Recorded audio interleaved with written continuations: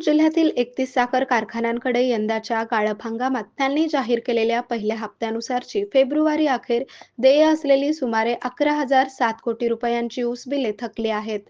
जिल्ह्यातील हंगाम बऱ्यापैकी आटोपला असला तरीही ऊस बिले मिळत नसल्याने शेतकऱ्यांमधून तीव्र संताप व्यक्त होत आहे. यंदाचा गाळप हंगाम घेतलेल्या जिल्ह्यातील 34 पैकी ठराविक 3च कारखान्यांनी पहिल्या हप्त्यानुसार ऊस बिल दिल्याचे आकडेवारीवरून दिसते.